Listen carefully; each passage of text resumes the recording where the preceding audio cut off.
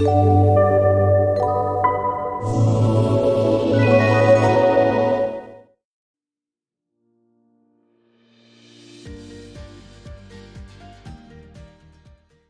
donc, merci Aurore de m'avoir dit ça. Ça me motive encore plus à démarrer les 11h01. Et donc, je vous dis officiellement, la séance sur la communication authentique au service du manager leader démarre. Donc, qui sommes-nous?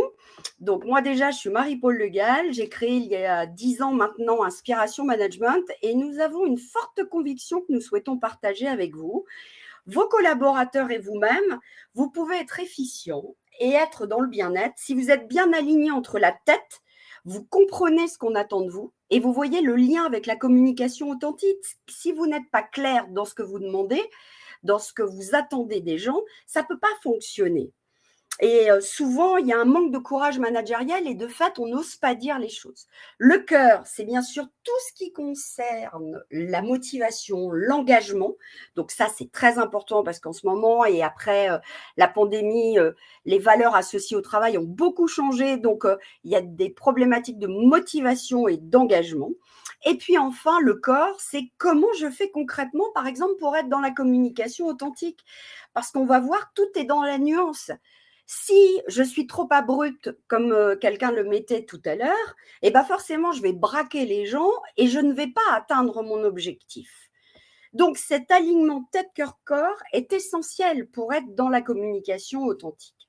Alors, les sujets. C'est quoi la communication assertive? On va se servir de l'assertivité. Je vois que certains parlent de la CNV, la communication non violente.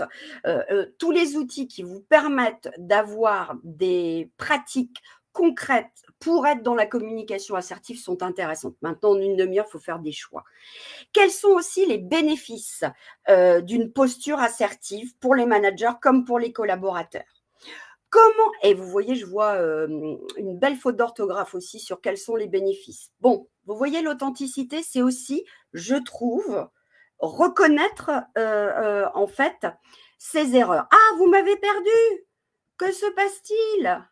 Ah, est-ce que vous m'entendez de nouveau? Alors, est-ce que ça va? Je ne sais pas, il y en a qui disent Virginie qu'on m'a perdu. Vous êtes là? Voilà, c'est bon pour nous? Ah ouais, bon, ok, bon, bah, je continue.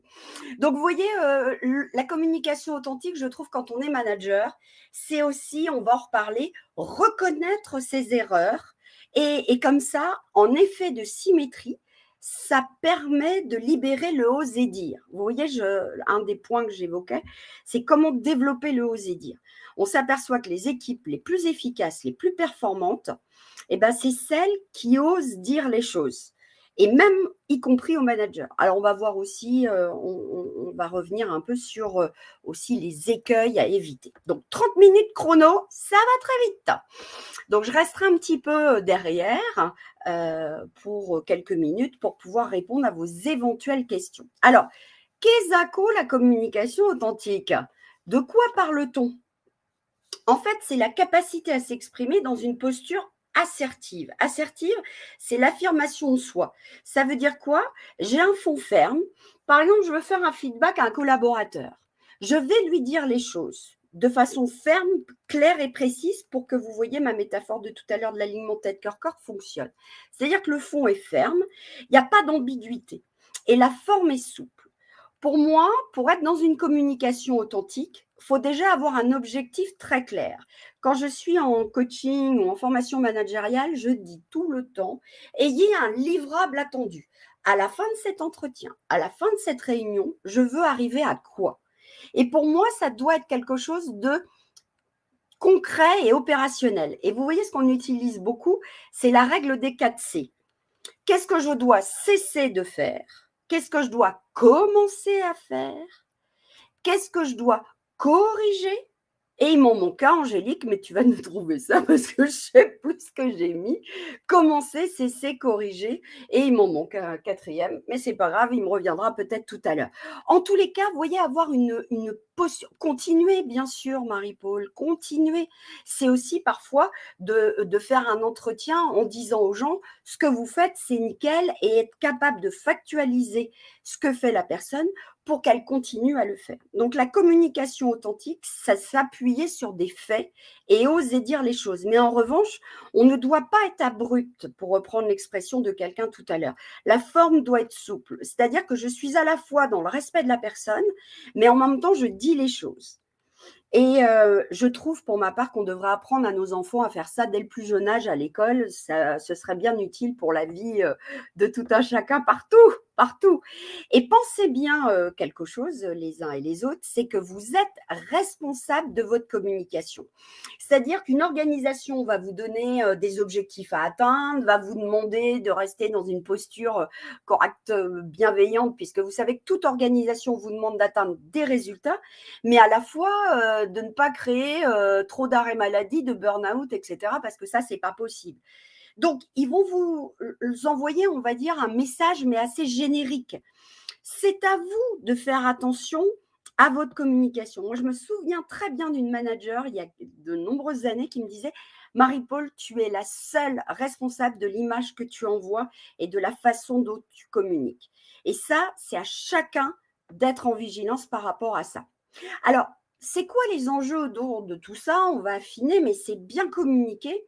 Ça favorise l'esprit d'équipe. Et d'autant plus qu'avec ces modalités hybrides où les gens ne se retrouvent plus, la façon de communiquer a énormément d'impact sur l'engagement des collaborateurs et sur ce mode collectif qui est vraiment attendu, d'autant plus que les gens ne se retrouvent pas forcément tous au bureau tous les jours. Donc, il y a des enjeux encore plus importants qu'avant.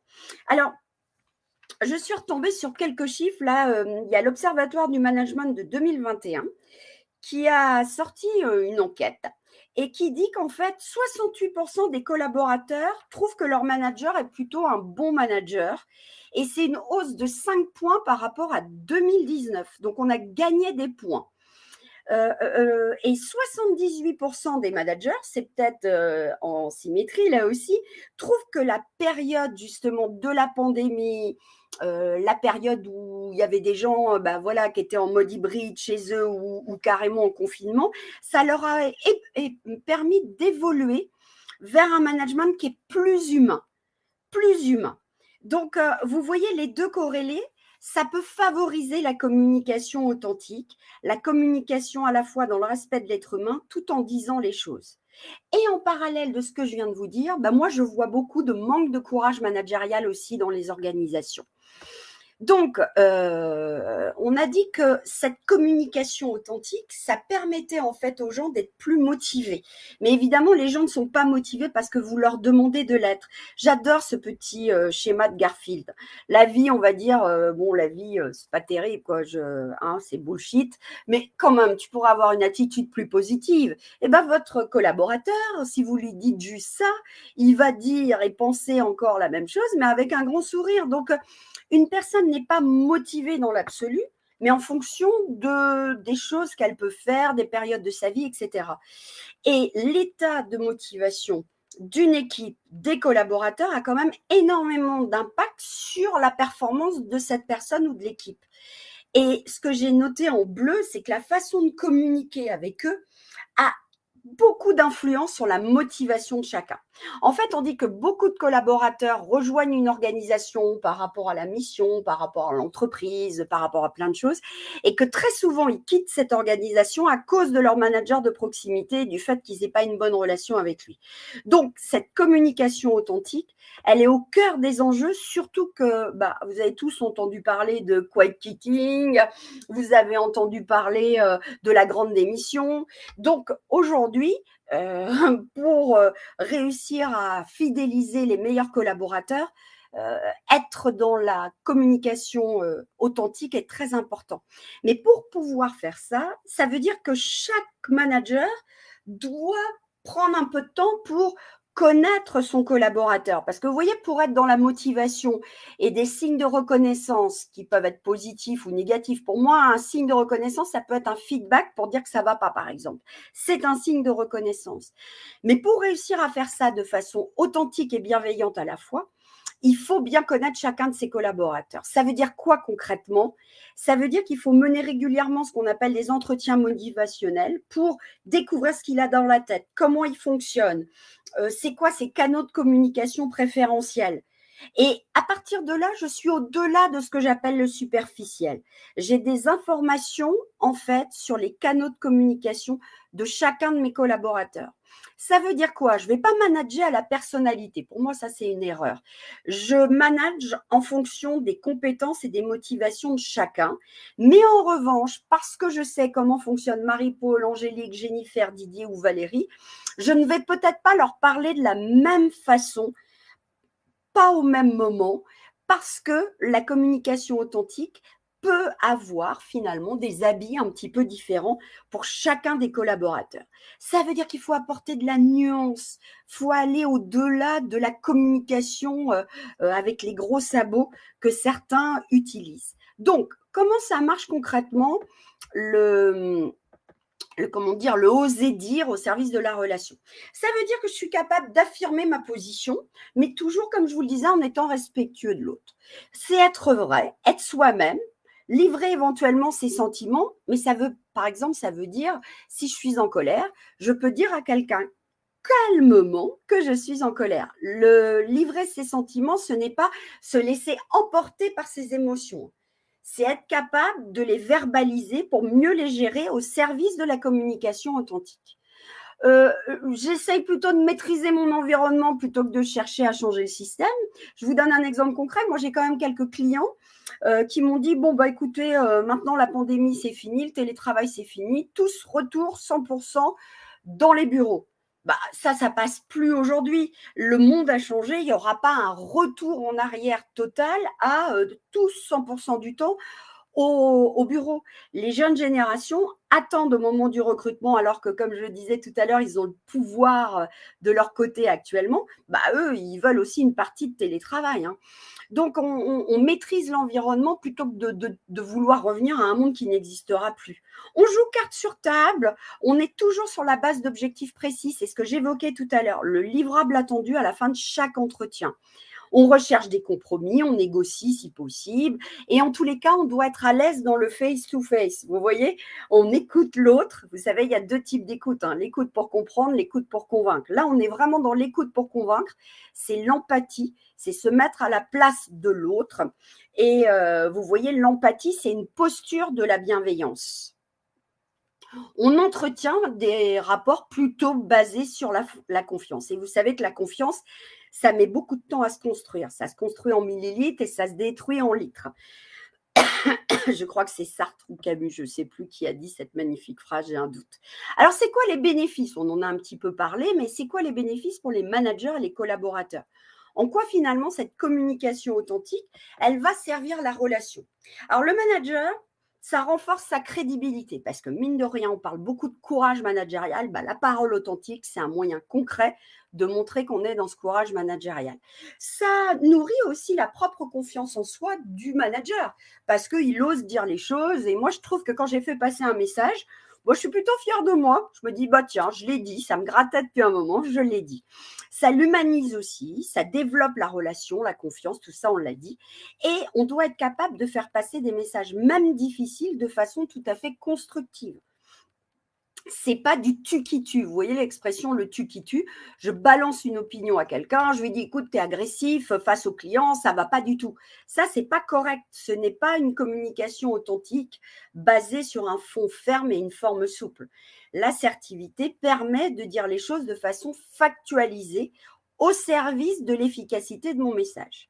Donc, ça permet d'être dans la transparence. Ça permet aussi, on ne le dit pas assez souvent, par exemple pour le manager, que lui-même puisse recevoir les critiques. C'est-à-dire qu'un manager qui est dans la communication authentique doit être capable d'entendre, écoute Marie-Paul, à la dernière réunion hier à Rueil, toute ressemblance avec une vie réelle, n'est-ce pas Angélique, serait fortuite, eh bien à tel moment, tu as dit ça, c'était pas correct, c'était pas cool, tu devrais faire attention ou je ne sais quoi.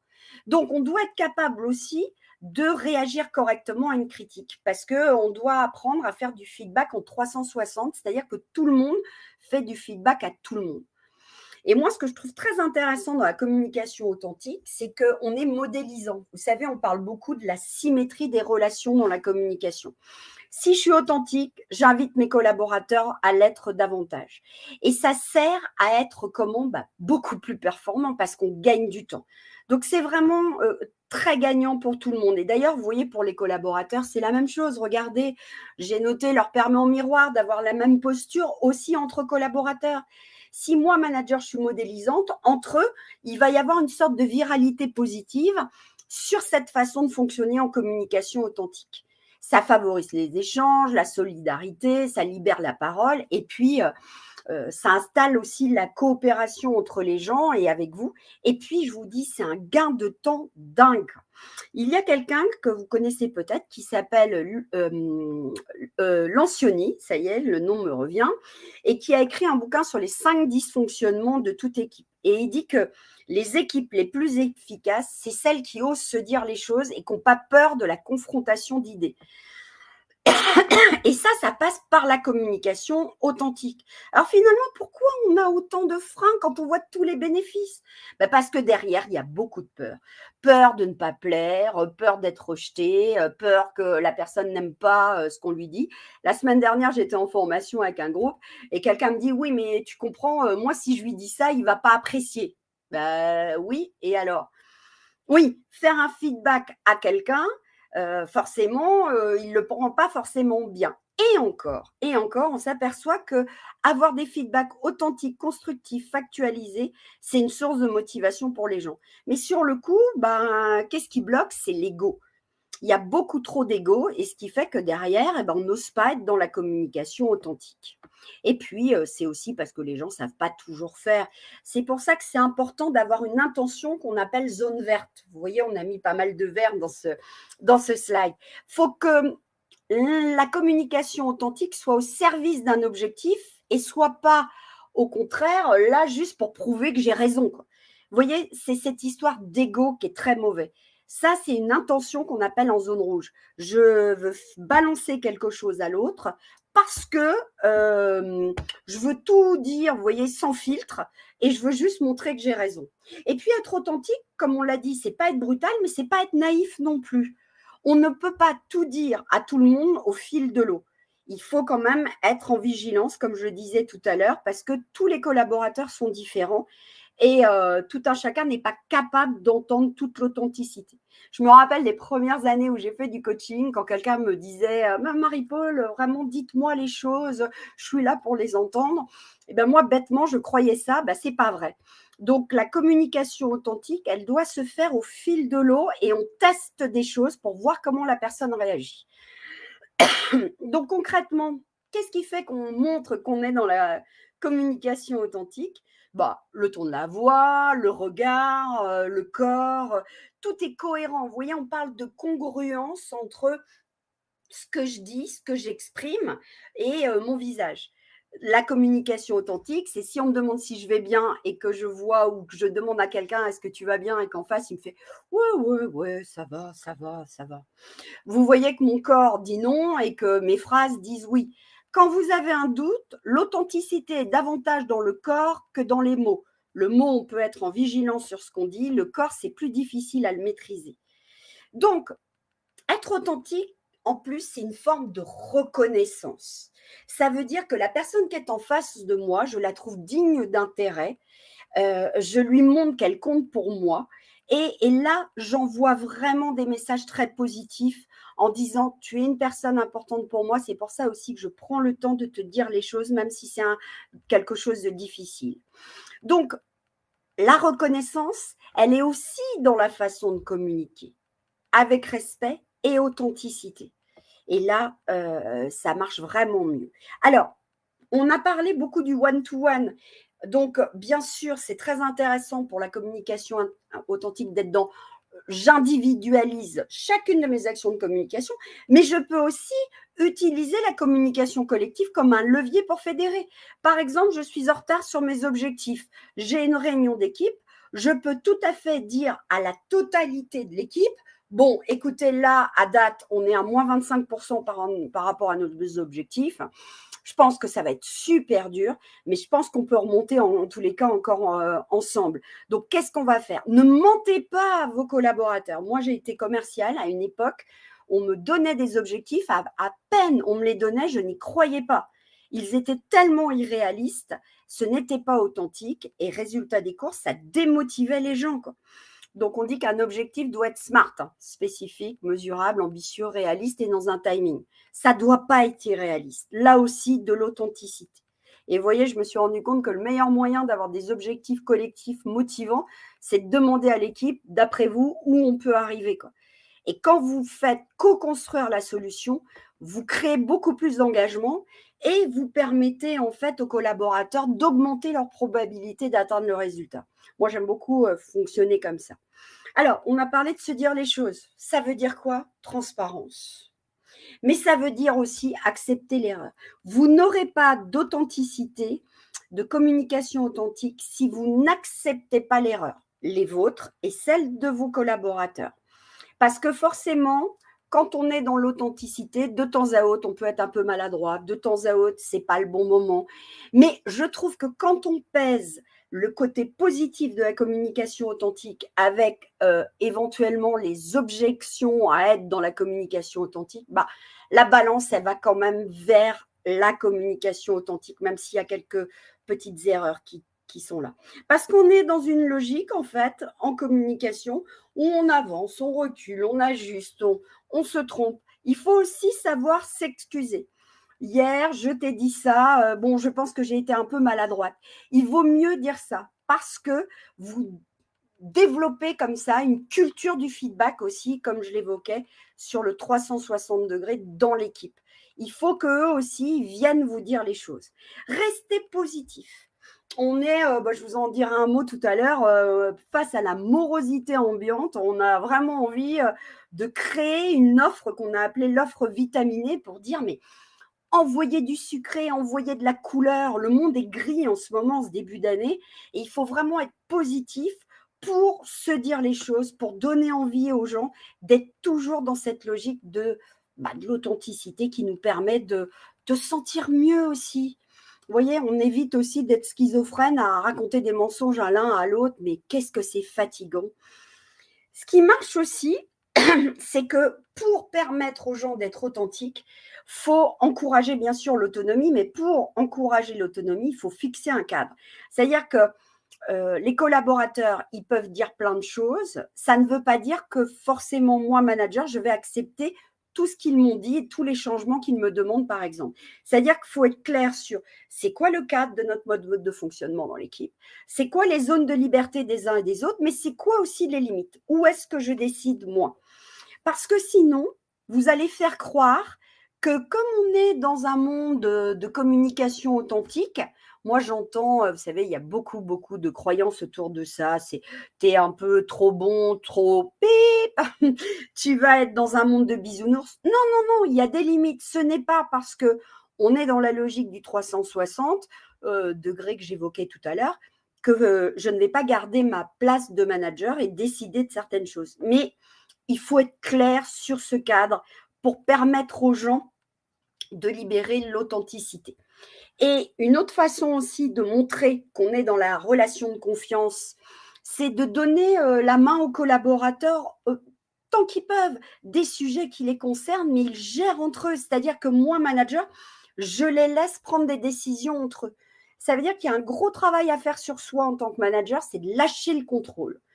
Je ne dois pas être dans le contrôle pour tout. Je dois leur permettre aussi de fonctionner seuls. Et ça développe la confiance en soi et ça permet aux gens de se donner l'autorisation de dire les choses. Alors, comment on développe cette notion d'oser dire et comment on arrive à favoriser la confrontation d'idées? On va voir, il y a quelques écoles. Mais en tous les cas, la confrontation d'idées, c'est essentiel. J'adore ce visuel. Je ne sais pas ce que vous en pensez, mais j'adore ce visuel. Donc, la confrontation, vous voyez, en termes d'étymologie, c'est quoi? C'est front contre front. C'est cerveau contre cerveau. On n'est pas forcément d'accord. Et les équipes, encore une fois, les plus performantes, c'est celles qui communiquent en authenticité, mais ils ne sont pas dans l'affrontement de personnes. L'affrontement de personnes, vous voyez, symboliquement, je fais un autre geste, c'est-à-dire qu'on est personne contre personne. Il y a de l'ego face à de l'ego. Il y a j'ai raison, tu as tort. C'est pas ça qui est important. C'est le débat d'idées. Et ça, c'est la confrontation. Et c'est seulement en développant l'authenticité qu'on arrive à le créer. Mais vous voyez, on est bien d'accord, on est dans la confrontation bienveillante. Attention, pas ce fameux tu qui tue. Alors, j'ai beaucoup de gens en coaching, en formation qui me disent oui, mais Marie-Paul, le télétravail, les modalités hybrides, ça freine cette communication authentique parce qu'on ne se voit pas. Eh bien, j'ai eu de très bonnes surprises. J'ai mis ou pas. Si vous créez le cadre qui va bien et qu'à distance, vous communiquez avec certains, vous voyez bien, moi, je ne suis pas spécialement ce qu'on appelle une introvertie. Je pense que ça se voit. Donc, moi, distance, face à face, pour moi, c'est blanc bonnet et bonnet blanc. Mais j'ai eu des retours de certains collaborateurs plutôt introvertis qui, justement, se sentent plus protégés, entre guillemets, en étant chez eux. Et finalement, ça a développé la communication authentique de ces personnes parce que les grandes bouches qu'il y avait dans les salles de réunion, eh bien, quand on est à distance, la parole, paradoxalement, est parfois plus répartie qu'avant. Donc ça, c'est une chose très positive. Et vous voyez, avec les introvertis, moi, je préfère faire des entretiens parfois distanciels. Ça peut donner de meilleurs résultats. Alors, la communication authentique, c'est aussi savoir exprimer ses émotions, comme je l'évoquais tout à l'heure. Par exemple, dire à quelqu'un « je suis agacée », mais sans montrer mon agacement, c'est toujours au service d'une demande. C'est-à-dire que cette authenticité, même émotionnelle, elle est là pour un livrable attendu. Si je ne suis pas dans l'émotion au service de la demande, c'est juste des gens qui se mettent dans une posture de Calimero, qui sont en train de geindre. Et ça, ce n'est pas utile. C'est pour ça qu'un collaborateur qui se plaint de quelque chose, je trouve qu'une très bonne question à lui poser, c'est de dire « Et concrètement, Valérie, qu'est-ce que tu attends de moi ? Qu'est-ce que toi, tu comptes faire ? Qui dans l'équipe peut t'aider ?» Ramenez-le sur des choses très concrètes pour que l'émotion serve à nourrir la performance de l'équipe. Donc, on l'a dit, quand on est sur l'émotion, on parle en jeu. On est clair sur ses demandes. Toute demande floue peut aboutir qu'à des résultats flottants. On livre son ressenti sans se laisser emporter par le ressenti. Et puis, on l'a dit aussi, on s'appuie sur des faits et pas des opinions. Vous voyez, il fait 25 degrés et l'opinion, il fait trop chaud. Ça dépend des gens. Donc, vous voyez, c'est les faits. Les faits sont l'ami du manager. Et ça, il faut vraiment que vous les ayez bien en tête. Alors, on a parlé d'écueils tout à l'heure. Il y a beaucoup de confusion, je trouve, dans les organisations entre authenticité et brutalité. On en a parlé tout à l'heure. La bienveillance avec la gentillesse molle. J'ai un client il y a quelque temps qui me dit « Écoutez, Madame Le Gall, vous êtes gentille, mais ici, ce n'est pas le monde des bisounours. » Mais non, la bienveillance, vous voyez, c'est veiller au bien en termes d'étymologie. Et c'est déjà la bienveillance envers soi et les membres de son équipe. La libération de la parole avec le règlement de compte. J'ai accompagné une organisation il y a quelques années qui était en train de mettre en place, vous savez, un peu le principe de l'entreprise libérée. Pour ce faire, ils avaient fait une étude en 360 où, en fait, tous les collaborateurs disaient ce qu'ils pensaient des managers. Ça a été règlement de compte à hockey choral, quoi. Parce que les gens, quand ils ne sont pas formés justement au principe de l'assertivité, de la communication non violente, eh bien, ils envoient des kalachnikovs. La libération de la parole, on en a parlé tout à l'heure, ça doit se faire dans un cadre aussi. Alors, quand on est manager, on doit utiliser ce qu'on appelle les techniques d'influence. C'est-à-dire que je pose des questions, je réfléchis à comment communiquer avec un tel et un tel parce qu'ils ne fonctionnent pas de la même façon. Et parfois, j'ai des gens qui me disent « Ouais, mais finalement, tu es une manipulatrice. » Non, la nuance entre influence et manipulation, c'est quoi ? La manipulation, il n'y a pas d'éthique. Et la manipulation, c'est pour mon intérêt.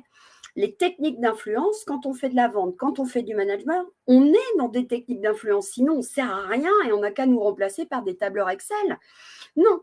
Donc, les techniques d'influence, c'est je fais un effort pour communiquer de façon authentique. Et puis, enfin, ne pas confondre l'affirmation de soi avec l'agressivité, ce qui reboucle un peu avant le premier slide. Alors, il est 11h30, je vous en ai parlé tout à l'heure. On a monté une offre vitaminée avec Angélique, là, qui est dans le chat et qui m'accompagne.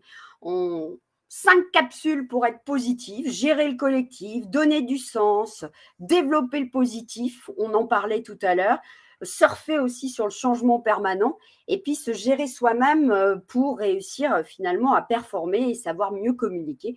Vous l'aurez dans le support qu'Angélique vous enverra après. Là, it's time. Je vous dis à très bientôt. Au revoir.